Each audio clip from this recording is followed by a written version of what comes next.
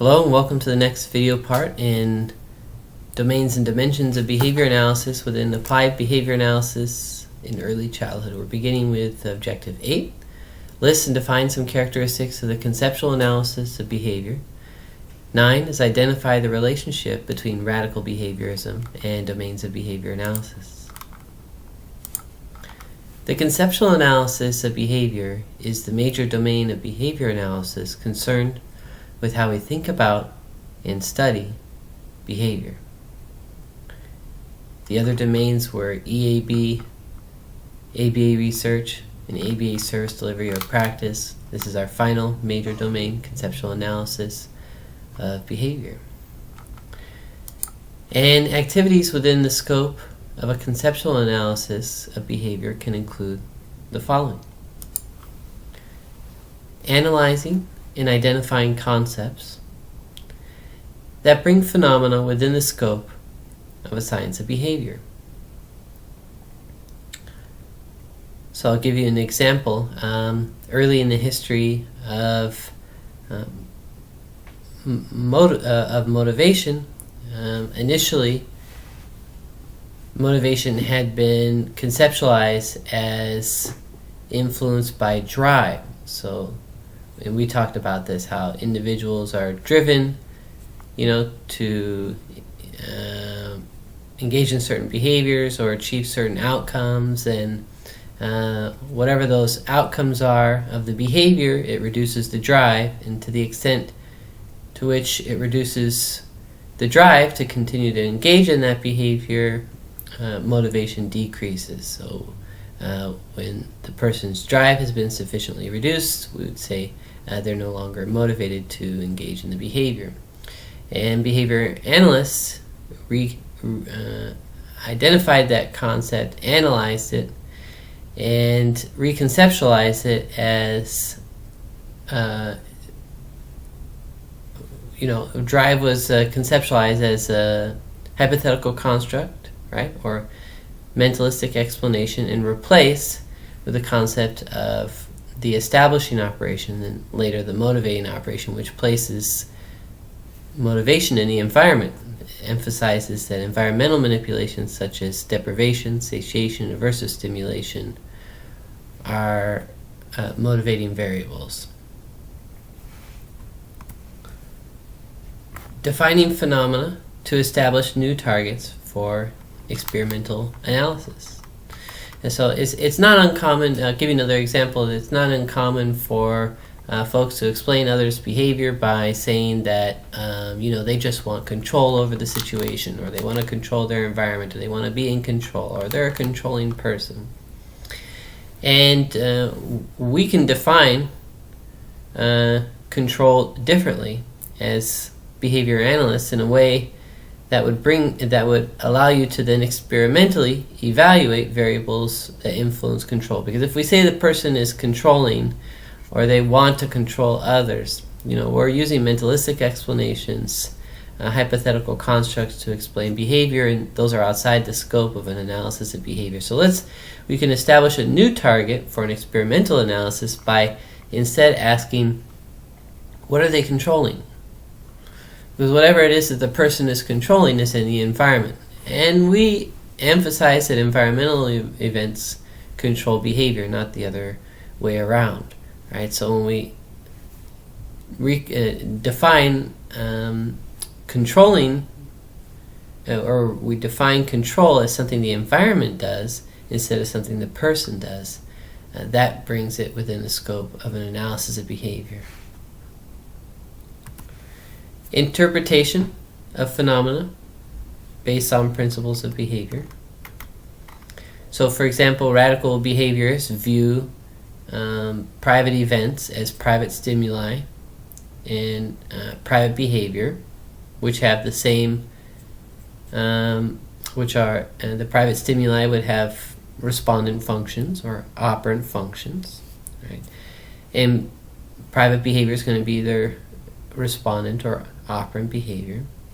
And another example of interpretation is Skinner's analysis of verbal behavior, how he reinterpreted language as verbal behavior, specifically verbal operant behavior, controlled by the same principles of behavior that control nonverbal behavior, and then he conceptualized the man and tact and intraverbal and so forth, right? So those are some examples of interpretation of phenomena based on principles of behavior. Drawing connections or distinctions between behavior analysis and other disciplines, or behavior in other levels of analysis, such as cultural phenomena, anthropology, neuroscience, sociology. So, for example, neuroscientists have recently shown increased interest in the neural mechanisms of behavioral variability. And some neuroscience research has identified the basal ganglia as playing an important role.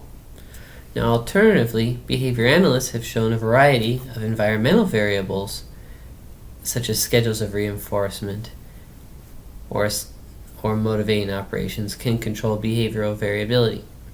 And so just me identifying those different perspectives or levels of analyses, at neuroscience, looking at the neural level, and then behavior analysts looking at the behavior environment level, I've drawn a distinction between those disciplines and related them in some way. So by me engaging in that activity, I have engaged in the conceptual analysis of behavior.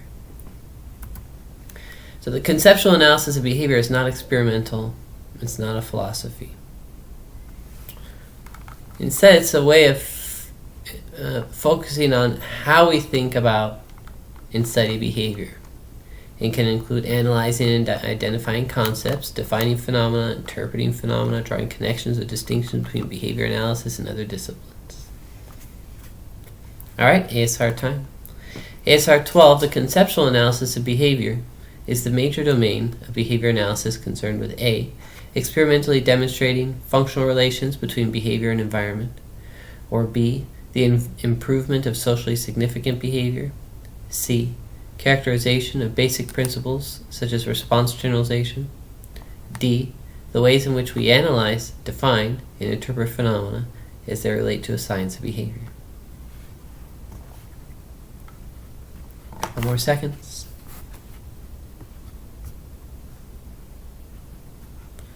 Alright, I'll close the poll. The answer here is D. Henry Schlinger in 2009 noted that cognitive descriptions of theory of mind were unclear about the specific behaviors involved, and therefore were not useful for predicting and controlling behavior, the goals of behavior analysis. Accordingly, he interpreted theory of mind instead as a problem with stimulus control in responding to one's own private verbal events. This is an example of A, ABA research, B, ABA service delivery, C, conceptual analysis of behavior, or D, experimental analysis of behavior.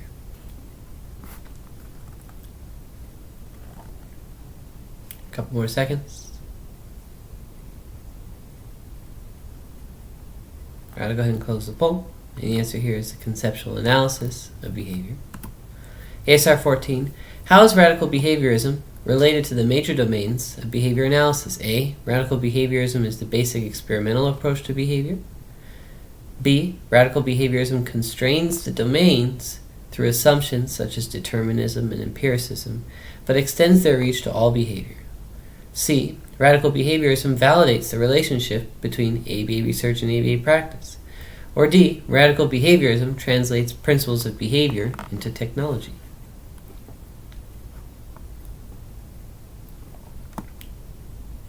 A couple more seconds.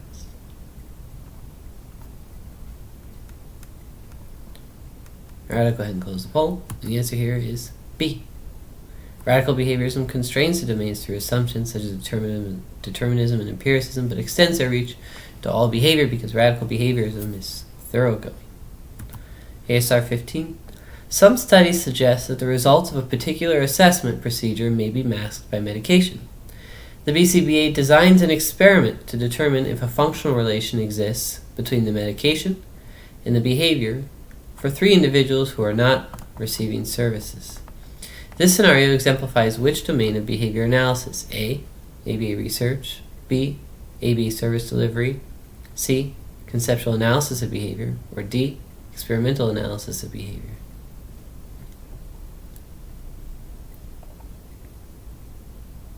A couple more seconds. Alright, I'll close the poll. The answer here is, this is ABA research.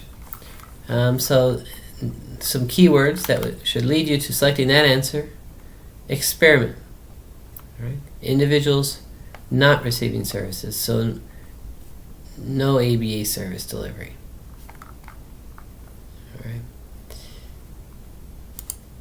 Next, ASR 16. I was unsure about best practices in using independent activity schedules in the classroom, so I searched the scientific literature for studies about independent activity schedules that made recommendations for practitioners. This scenario exemplifies which domain of behavior analysis? A, ABA research, B, ABA service delivery, C, conceptual analysis of behavior, or D, EAB.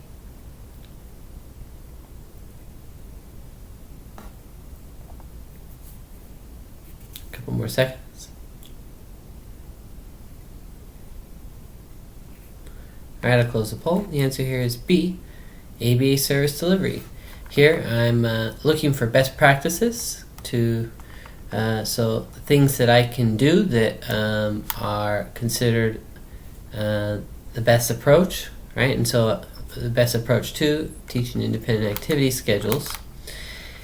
And best practices are typically identified in the scientific literature. So I go to the scientific literature to see what researchers have said are the most effective or the easiest to do, or the most effective and the easiest to implement, and also to determine what do researchers suggest practitioners do when they're implementing independent activity schedules. If you're wondering what an independent activity schedule is, it's a way of arranging activities so that a learner or a student or a client can engage in and complete activities without assistance from adults.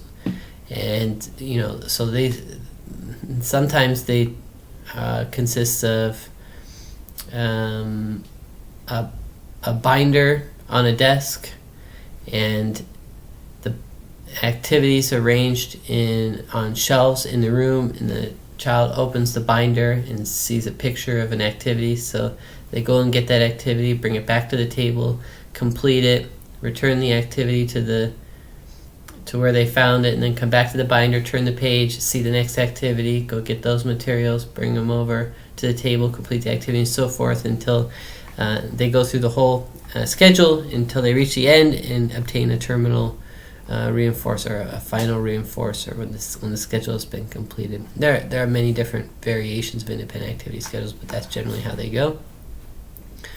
Okay, next, ASR 17, errorless prompting is highly effective for teaching new skills to children with developmental disabilities.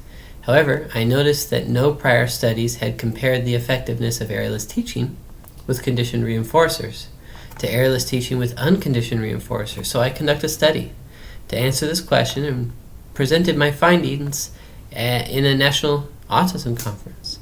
This scenario exemplifies which domain of behavior analysis? A, ABA research, B, ABA service delivery, C, conceptual analysis of behavior, or D, EAB.